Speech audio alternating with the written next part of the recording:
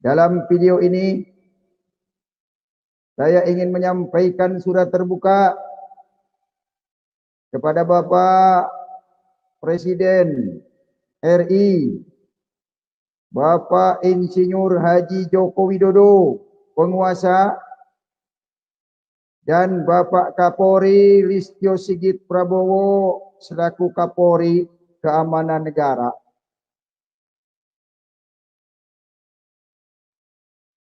Saya membuat konten video di YouTube ini untuk mengklarifikasi tuduhan para ulama Jatim yang telah melaporkan Muhammad PC ke Polda Jatim dengan tuduhan Muhammad PC menjelek-jelekan Islam. Bukan itu. Muhammad PC menjelaskan kitab kuning bukan wahyu Allah, agar semua orang tahu bahwa sesungguhnya kitab kuning itu hanya karangan manusia, yaitu karangan Syekh Nawawi Al-Bantani bermazhab Imam Syafi'i. Sebetulnya Muhammad PC tidak bermaksud menjelekkan agama Islam dan kitab kuning, namun menjelaskan Muhammad PC pernah mempelajarinya di pondok pesantren. Muhammad PC rehat live sementara untuk meredam situasi politik di Indonesia. Karena terjadinya pelaporan Muhammad PC ke Mapolda Jatim yang dilakukan oleh para kadrun terkesan bermuatan politik untuk mengalihkan konsentrasi polisi dari memerangi radikalisme dan toleransi terorisme. Sepertinya mereka mencari celah untuk menggoyang Kapolri Listio Sigit Prabowo dan Presiden RI Bapak Joko Widodo. Yang sebenarnya umat Islam kitabnya apaan sih? Quran, kitab kuning, hadis, atau fikih? Kenapa kitab kuning dijelaskan oleh MKC kok dianggap menista umat Islam? Saya rasa hal ini sangat membingungkan umat Islam itu sendiri. Tidak benar kalau Muhammad PC menjelekkan agama Islam, karena status hukumnya masih beragama Islam. KC seorang haji hanya meluruskan Islam yang intoleran, radikalisme. Oleh karena itu, kalau KC meluruskan hal ini dianggap menjelekkan agama Islam atau melukai perasaan umat Islam, maka KC mohon maaf kepada seluruh umat Islam di Jawa Timur dan di seluruh Indonesia, bahkan seluruh dunia. Sebetulnya bangsa ini mau diarahkan kemana? Bapak Kapolri dan Bapak Presiden Joko Widodo? Drone, kadron yang ada di Indonesia.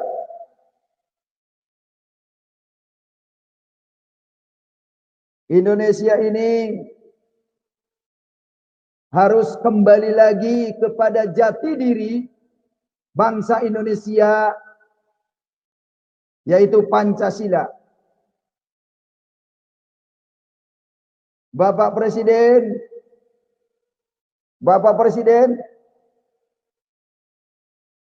tuntunlah kami bangsa Indonesia kepada negeri sendiri, yaitu Negara Kesatuan Republik Indonesia. Bapak Kapolri, tegakkan hukum konstitusi Indonesia. Tegakkan hukum Indonesia, bukan tegakkan agama.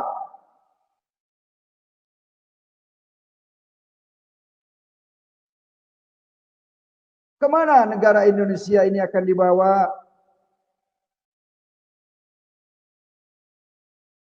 Kembali ke Indonesia atau kepada agama? Wahai saudaraku sebangsa dan setanah air, dimanapun Anda berada, dari Sabang sampai Merauke,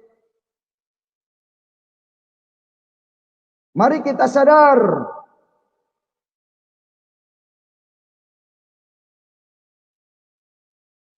pelajarilah teknologi modern, teknologi kemajuan bangsa dan negara, bukan ngurusin agama, bukan ngurusin politik, agama. Saudara yang dikasihi Tuhan, dimanapun Anda berada, mari kita kembali kepada jati diri bangsa Indonesia. Itulah tadi klarifikasi Muhammad Kacé kepada para alim ulama Jawa Timur yang sudah mendatangi Mapolda Jawa Timur.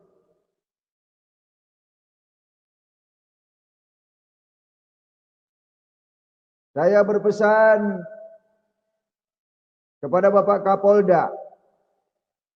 Saya yakin Bapak Kapolda Jawa Timur lebih arif dan bijaksana. Ingat, polisi sedang konsentrasi memerangi radikalisme dan terorisme. Jangan sampai konsentrasi kepolisian beralih mengurusi hal-hal yang menurut saya tidak penting.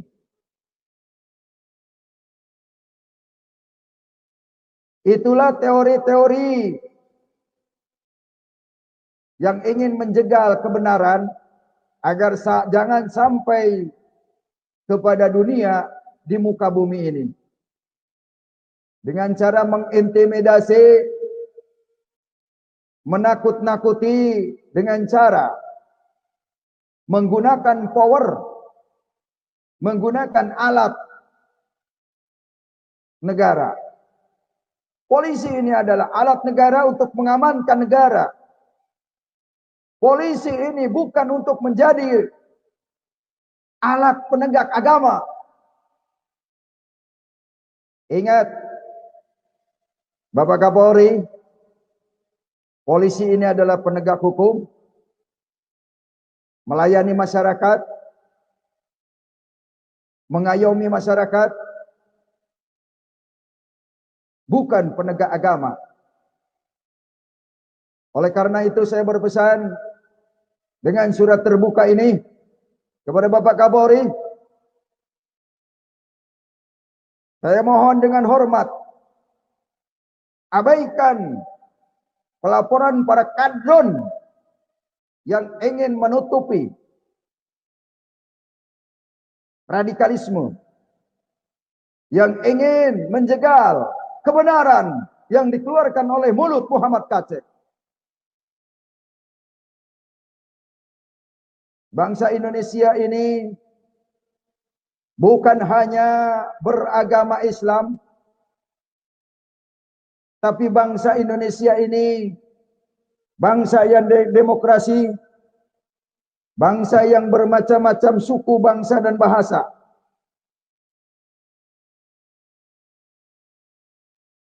Oleh karena itu, Mari saudara-saudaraku sebangsa dan setanah air, tetap jaga akidah, tetap pelihara iman kepada Tuhan Yesus, sekalipun kita mengalami kesulitan.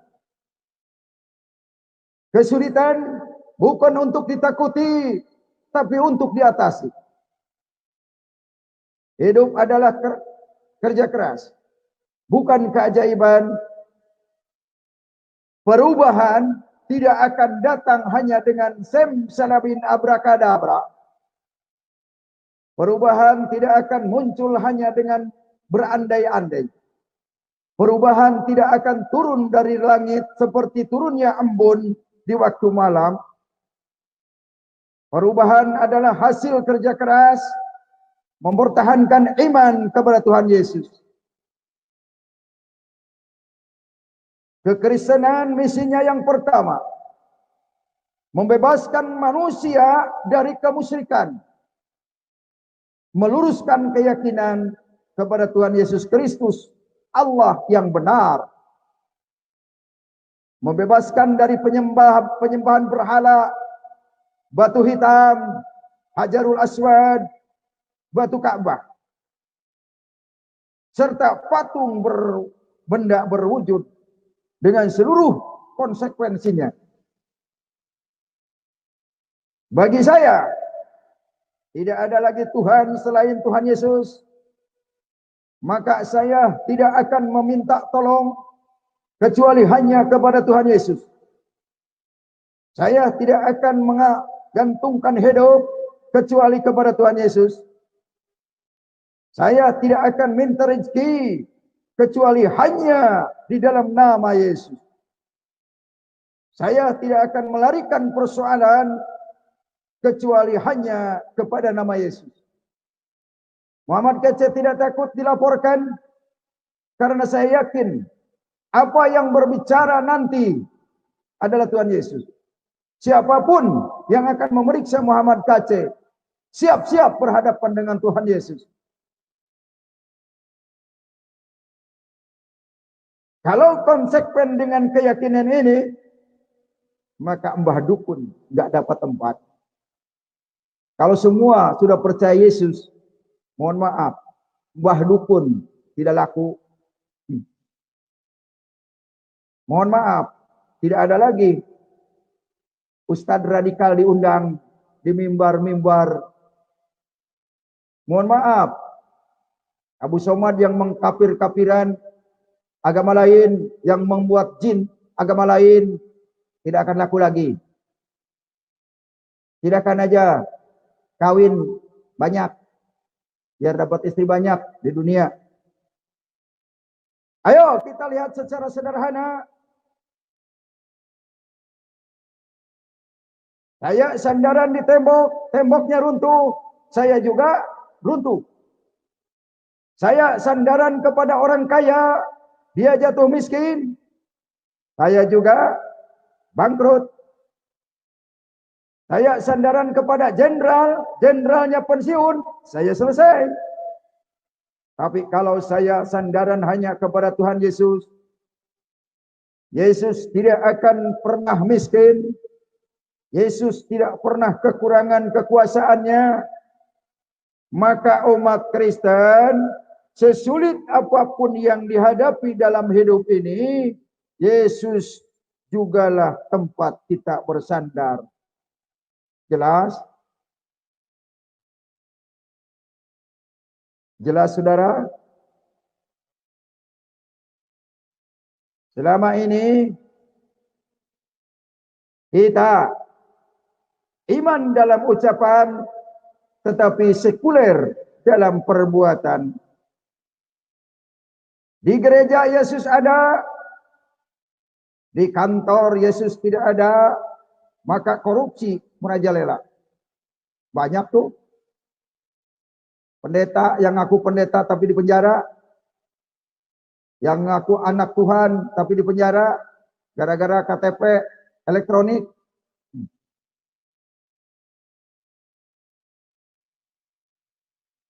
Di gereja Yesus ada,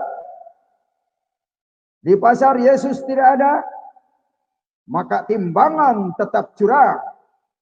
Timbangan ditambah-tambahin, memang murah sih per kilo, bawang sekian, tapi timbangannya diberat-beratin. Begitu.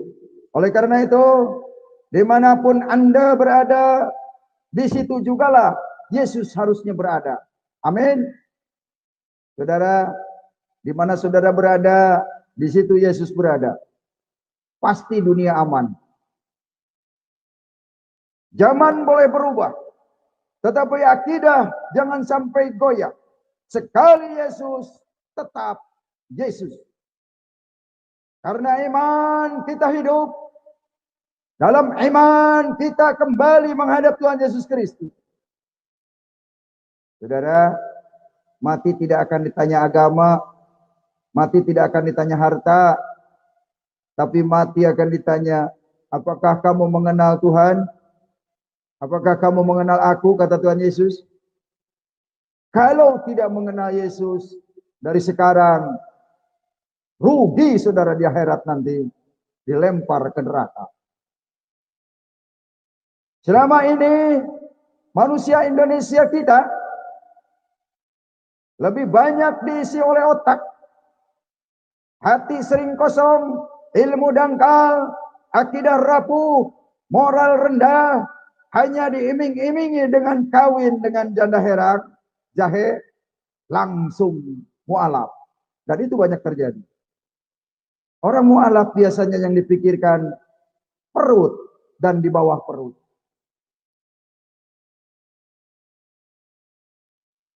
Kemudian muncul orang pintar, cuma sayang, tidak benar. Indonesia kita akan rusak kalau diurus oleh orang-orang yang cuma pintar tapi tidak benar. Lihat saja, para anggota dewan ditampilkan berantem di kantor. Tidak ada yang mengalih, yang bisa dilihat dengan baik. Anggota dewan ribut. Jelas ke bawahnya akan terus-terusan ribut. Anggota dewan yang diwakili oleh rakyat, dipercaya oleh rakyat, ribut di kantor, rebutan makanan, rebutan proyek, rebutan perusahaan, rebutan ingin menerapkan hukum khilafah, rebutan ingin menegakkan syariat agama. Kalau orang cuma pintar tapi tidak benar, itu yang sering terjadi. Kita perlu orang pintar, tapi kita lebih perlu orang benar. Jelas? Kalau cuma pintar, untuk apa memintari orang lain? Pintar, benar, dan jujur. Lihat, Bapak Jokowi kita. Jujur, benar, membangun bangsa dan negara, memulihkan negara Indonesia, melawan radikalisme. Ini yang perlu dicontoh oleh kita. Bapak Presiden kita membangun setiap daerah. Wahai bangsaku Indonesia, rasakanlah, terutama Indonesia Timur, rasakan hasil karya beliau ini. Saya bukan promosi, saya nggak pernah diundang ke istana, bukan promosi, dan saya tidak pernah dibayar. Cuma saya rasakan Bapak Presiden Jokowi ini membangun negeri, melawan radikalisme yang ingin menggantikan Pancasila dengan syariat Islam, dilawan. Sekarang waktunya kita dukung Kapolri, menegakkan keamanan negara Indonesia. Bapak Kapolri kita, terutama yang seiman, mari kita dukung Pak Kapolri. Bukan masalah biar Muhammad Kacai diselamatkan, bukan itu. Muhammad Kacai kalau salah, biarkanlah hukum berjalan. Tapi kalau tidak salah, jangan dicari-cari kesalahannya. Itu Pak Kapolri. Muhammad Kacai berbicara di sini, berbicara benar, agar semua manusia diselamatkan, agar Indonesia dilawat oleh Tuhan Yesus. agar Indonesia dijauhkan dari bencana mara bahaya. Karena Indonesia sedang terancam dengan khilafah, sedang terancam oleh agama. Agama inilah yang sekarang merongrong keutuhan NKRI Indonesia.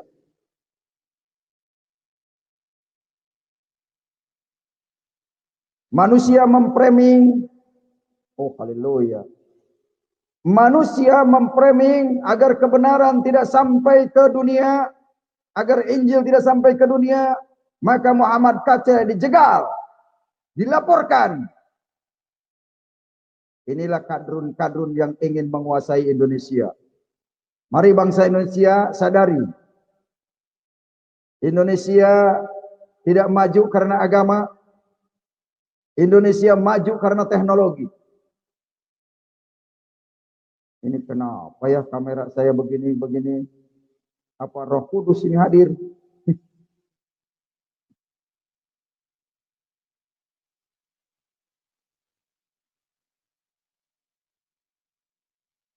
Saudara yang dikasih Tuhan, yang disuruh ngurus hukum, malah hukum bikin seperti pisau. Tajam ke bawah, tumpul ke atas. Kalau rakyat kecil salah, hukum cepat-cepat ditegakkan.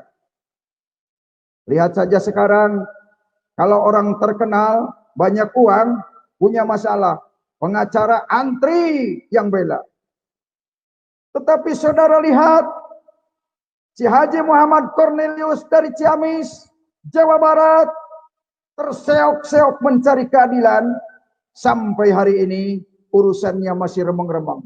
Betul? Muhammad Kacai mencari perlindungan kemana? Hanya lari-lari dari setiap daerah ke daerah lain demi mempertahankan hidup, demi mempertahankan Injil, agar Injil diberitakan sampai kemana-mana.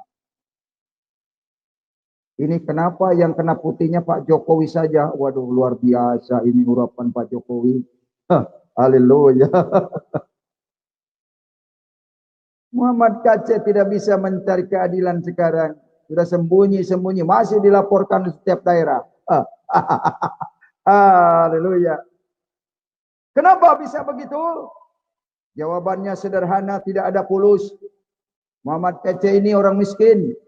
Orang nggak punya apa-apa. Ya, kata santri mana? Muhammad Kacai kelihatan orang miskin. Jadi siaran di YouTube ini mencari uang. Bukan itu. Saya bukan mencari uang. Ih, kenapa saya ngangkat tangan jadi berhenti yang putih-putih ya? Saya menyampaikan ini kebenaran amanat Tuhan Yesus. Pergi, jadikanlah semua bangsa muridku, baptislah mereka dalam nama Bapa, Anak, dan Roh Kudus. Inilah amanat agung yang saya sampaikan. Ini, saya tidak mencari uang dari YouTube ini, tapi kalau ada berkat saya tidak akan menolak. Dari manapun datangnya berkat, saya tidak akan menolak. Pasti saya terima. Bagi orang yang tergerak memberikan bantuan, terima kasih. Tapi saya tidak semata-mata mencari itu hal-hal duniawi. Saya sudah dijamin oleh Tuhan Yesus. Yang penting saya bisa memberitakan Injil ke seluruh bangsa. Ke bangsa Hong Kong, Malaysia, Singapura, Taiwan, Australia, Amerika, Jerman, saya ada di sana sekarang. Memberitakan Injil. Kenapa Muhammad Kacai terseok-seok mencari keadilan? Bagai pindah-pindah, karena perlindungan hukum Indonesia belum jelas. Karena Muhammad Kacai tidak punya pulus. Ada pulus, urusan mulus.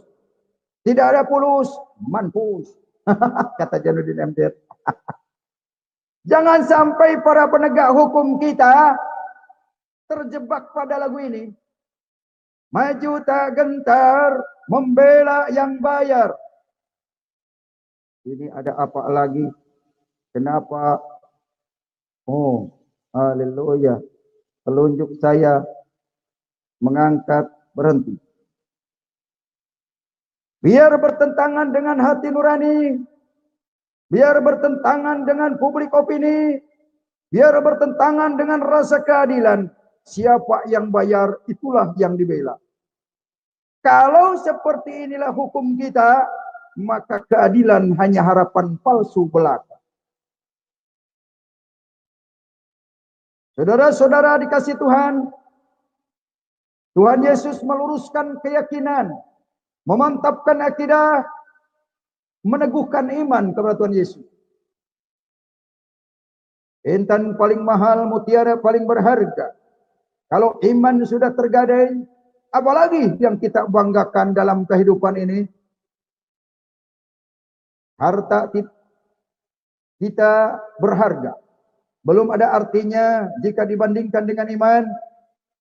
Kalau harta terlepas dari iman, yang akan muncul adalah konglomerat pelit atau korun.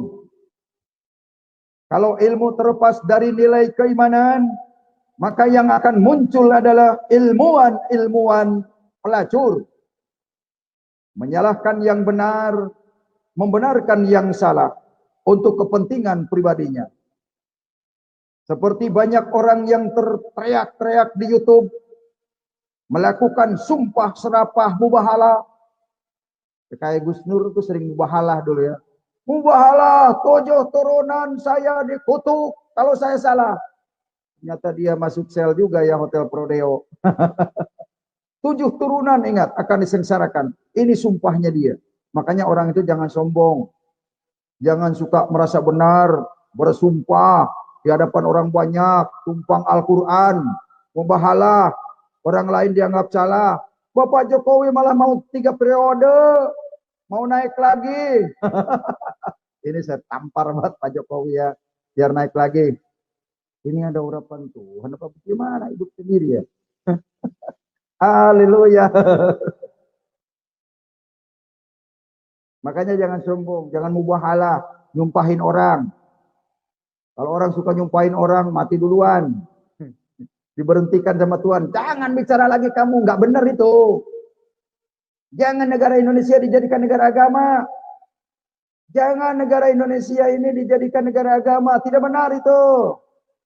Apa manfaatnya dari agama? Apa manfaatnya dari agama untuk bangsa dan negara? Apa manfaatnya dari tunggang-tungging? Narkoba jalan terus, korupsi jalan terus, rampokan begal jalan terus. Bisakah berhenti dari tunggang-tungging? Ya, yang melakukan tunggang-tungging memang mungkin itu benar. Tapi setelah tunggang-tungging, meledakkan bom, merampok, jadi begal.